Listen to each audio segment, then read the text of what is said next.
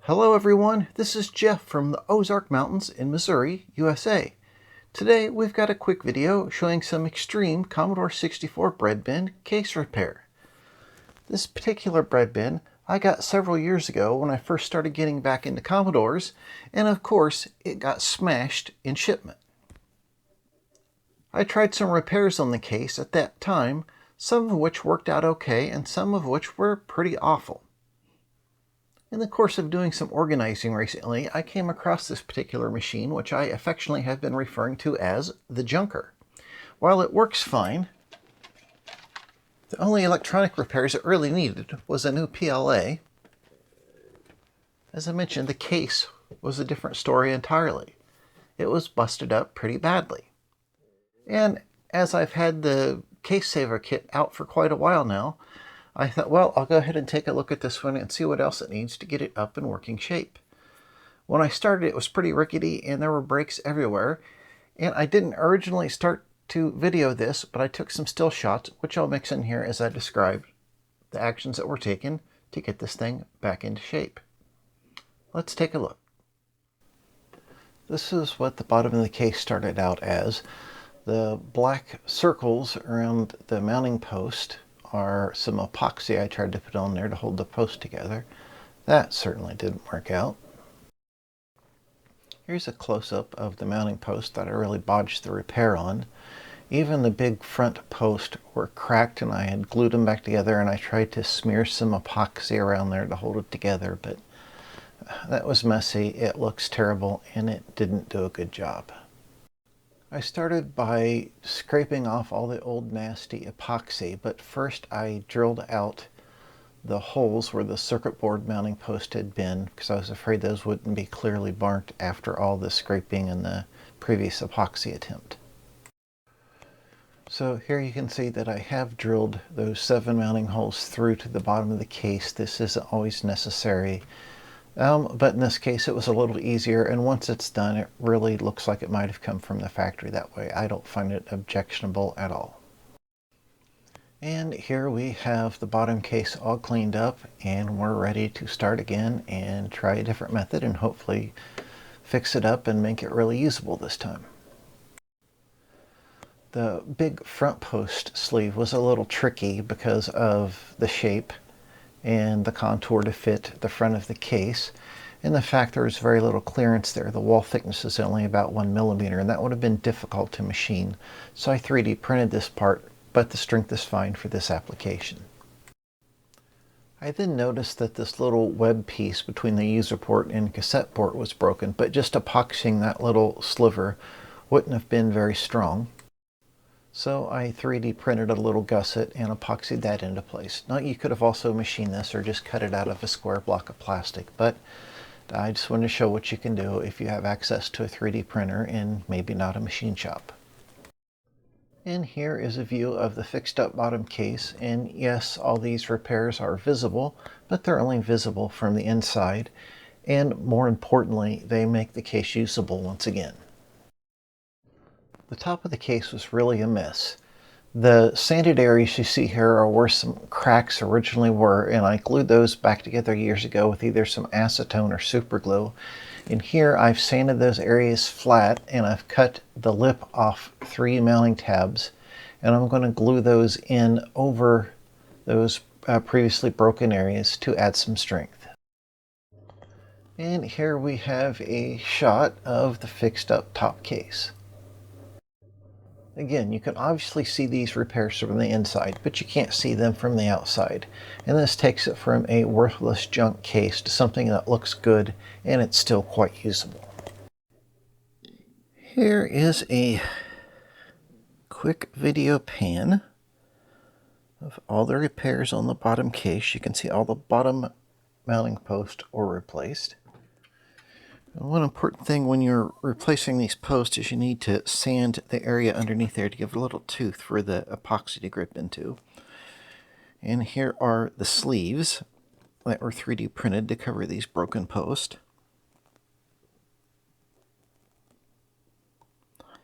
And that took care of the bottom case.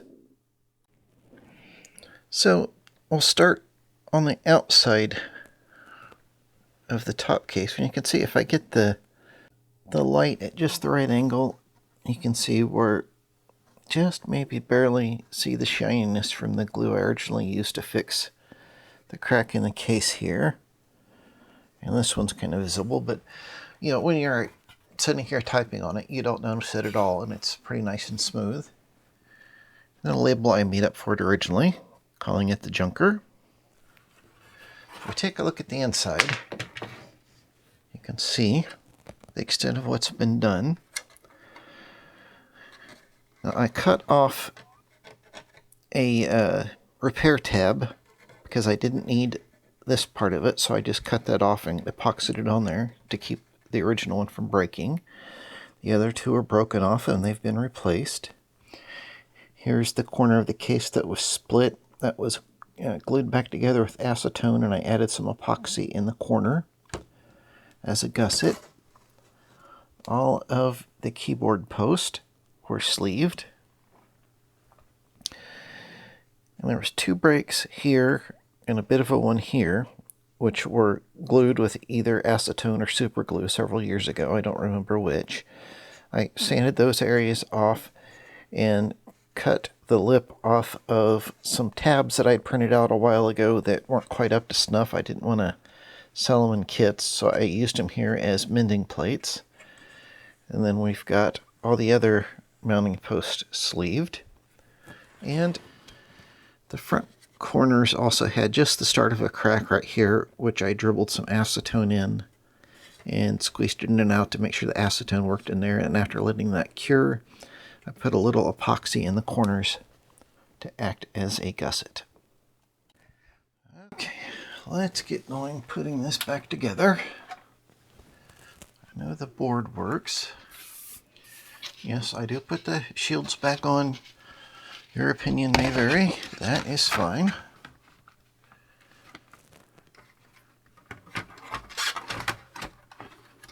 Now, with these sleeves in here, this is a tight fit, but it still does fit just fine. I made these sleeves as thick as I could for strength, and will them still be able to fit in there. I have noticed on some of these bread bins that the screw in this corner is a little longer than the rest of these bottom case screws because it also has to go through this metal bracket right here. So it's something to watch out for. If you have one longer screw in here, that you get it put back in this corner. There should be 1, 2, 3, 4, 5, 6, 7 screws. And I've got 7 short ones, so I don't have to worry about it on this particular case.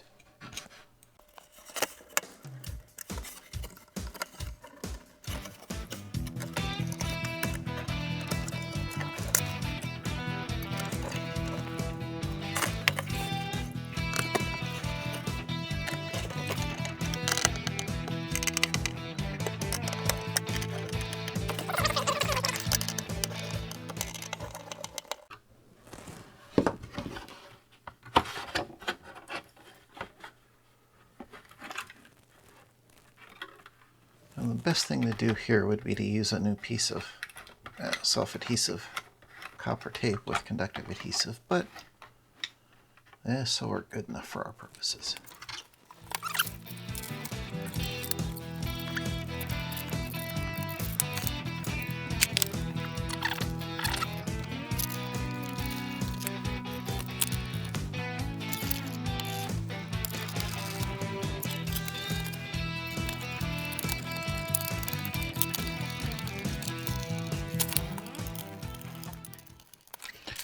Okay, I took the original sticker off the top of the case and just put on there to hold the copper strip in place. Okay, slip him on. Get our keyboard cable.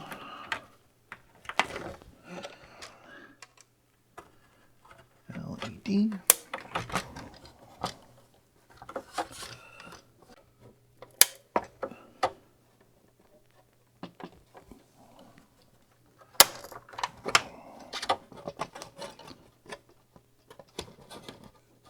some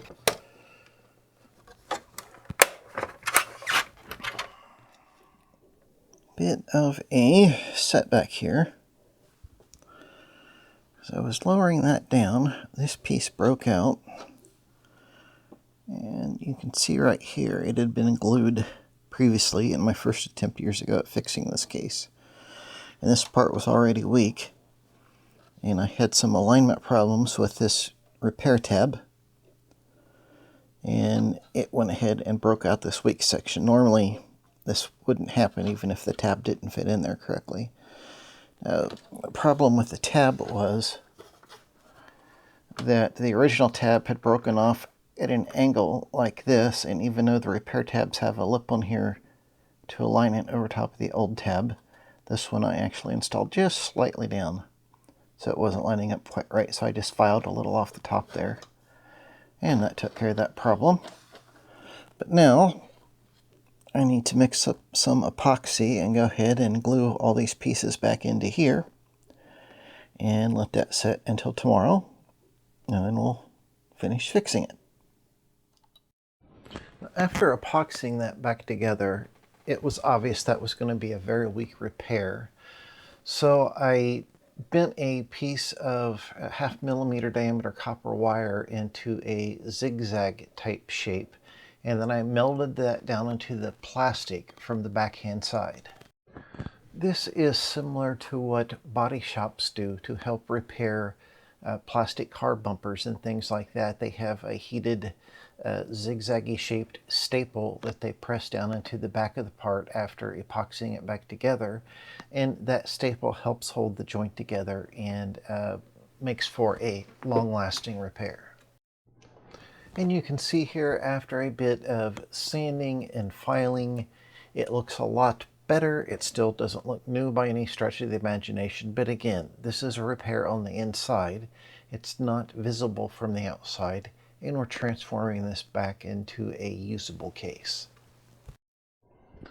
Underneath the slot for the rear case tab, I 3D printed a little brace which sits down in the notch and epoxied that into place. Could have also melted the zigzaggy wire into the plastic like I did above this, but as the tab doesn't extend this far, there was enough room to put a mending patch in like this, which is a bit easier and just an alternative method.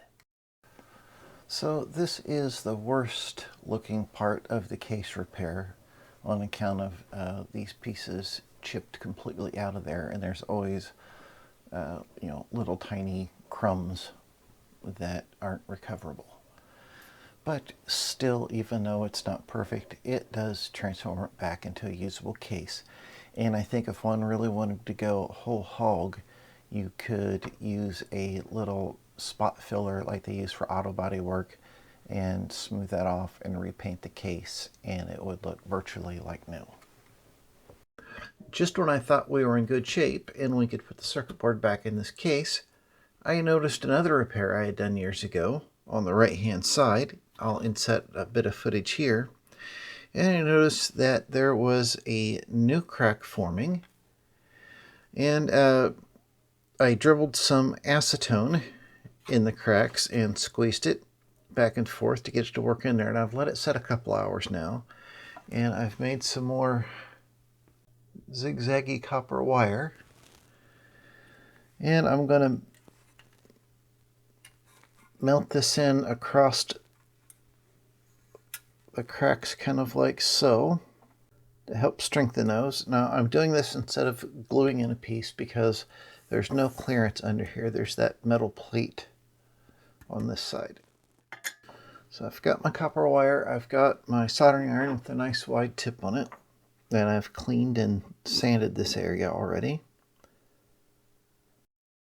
I find it's easier just to get it started melting in there all along the length, and then it'll kind of hold itself into place.